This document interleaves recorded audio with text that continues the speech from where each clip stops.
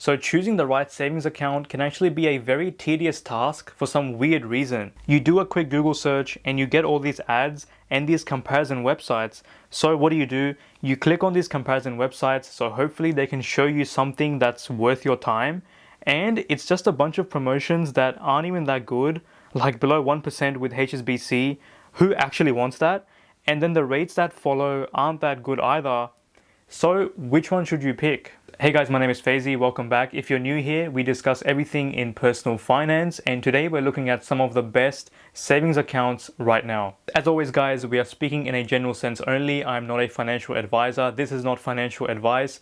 This is of course just based on the research that I've personally done and what I've seen, and you're welcome to do your own research as well. Please make sure you read the PDS to make sure the account is the right one for you. So number one is the Westpac Life Savings Account. Now you might already know about this because it's advertised quite a lot recently, and I've been using it for the past couple of months and the experience has been generally fine. So here are the details. Basically, the maximum interest you can earn will be 3% if you do the following things. You need to open up two accounts. Firstly, the Westpac Life Savings Account and the Westpac Choice Account, which is their normal transaction account. You'll get a rate of 0.55% if you grow your Westpac Life balance by the end of the month, and you'll get a bonus rate of 2.45% if you make 5 purchases using your Westpac Choice account. So add these two together and you'll get your 3%. So basically just make 5 transactions using the transaction account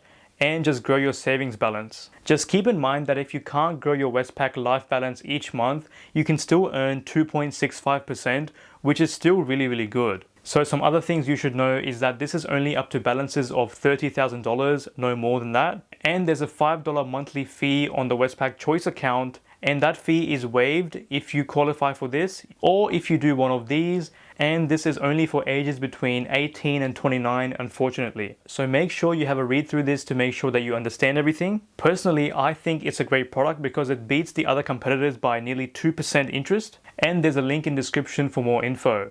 Number 2 is the Bank of Queensland Fast Track Starter Account.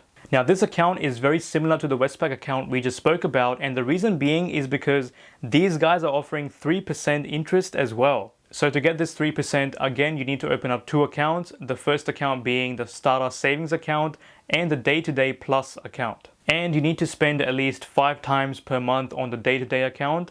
This is pretty normal. And also deposit $200 per month into this account. So compared to the Westpac account, it is much easier to deposit $200 per month on the Bank of Queensland account rather than depositing $2K on the Westpac account. And the reason why this might be better than Westpac is because you don't get charged any monthly fees on your account, unlike Westpac where they charge you $5 monthly fee if you don't do the following that we mentioned before. So at Bank of Queensland, there's basically no account fees and no ongoing fees whether or not you deposit the money, which is a huge bonus. A few downfalls is that it's only available to people aged 14 to 24. So I have a feeling that this might exclude a lot of you guys watching, so sorry. But if you're one of those lucky people, this might be good. It's only up to balances of 10K and not 30K like Westpac. But if you're someone who's young, this might just be enough. The other thing is that this bank is not as large as the other banks on this list, and they don't have too many branches in major cities like Sydney or Melbourne. So there's gonna be less support if you need them. But they do have 24-hour customer service, so you might just wanna call them if you need to.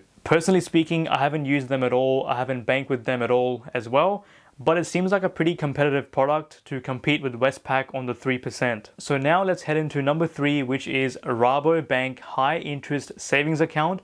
Now, depending on who you are, you probably might not even have heard about these guys, and that's completely understandable. Rabobank's main niche is providing finance and banking solutions to farmers, but they have a pretty good savings account at about 1.7% rate. Now, why this could be good is because they have no account keeping fees, no minimum balance, and you don't actually have to spend money with your card to get this rate. Unlike the other two options. So if you've got some savings and you don't want to do the monthly spending and you don't have the money to add into your accounts every single month, this could actually be good. Plus, if you want to help out Australian farmers and help them build their business, this bank actually supports them. But an important thing to note is that this is only an introductory offer for 4 months, and afterwards your rate will be significantly reduced. Once again, there's not many branches in major cities as expected, and their customer service times are only between 8 a.m. to 7 p.m.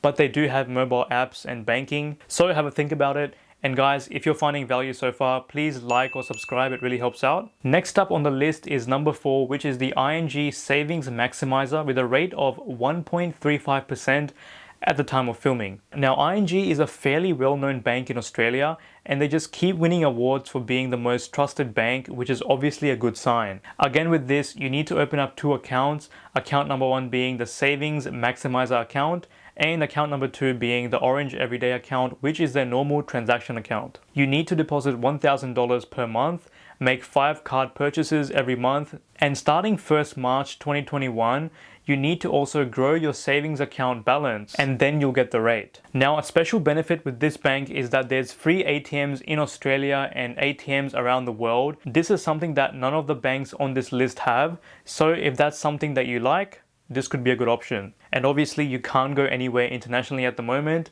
but you can just keep it in mind for the future. And number 5, we have the Up Bank savings account. And you would have probably already heard about these guys because they are specifically targeting millennials and Gen Z people. You'll get a rate of 1.1%, and all you have to do is just make 5 purchases using your card every single month, and then you'll be qualified for the savings account. There's no monthly fees, which is ideally what you want, and the best part is that you can set up multiple accounts that track each thing. So for example, if you're saving up for a new car or a new phone, you can set up what they call savers straight from the app, which makes it super convenient. Plus, it's the only bank I know that allows you to add emojis to your accounts, so for whatever that's worth. I guess it just makes things look pretty, and it kind of gamifies the whole experience, so it makes it fun to kind of save money and basically see where you stand in your money goals. Now, if you buy things in US dollars, a lot of banks charge a 3% foreign currency fee, and with this bank account, this fee is not charged, which is again a little bonus. Now guys, out of this whole list, Upbank has the worst interest rate, but it might actually have the best app, at least when it comes to encouraging people to save and look after their financial well-being. So that was it guys. Hopefully that gave you some sort of information and gives you some sort of clarity to choose the right savings account. Once again, do the research to make sure it's the right thing for you. All of these accounts are insured up to 250k by the Australian government, so don't worry about your money just vanishing out of nowhere. And hopefully you can get some sort of return from your savings in this very, very low rate environment. Thanks for watching guys. Please like and subscribe, and I'll see you in the next one.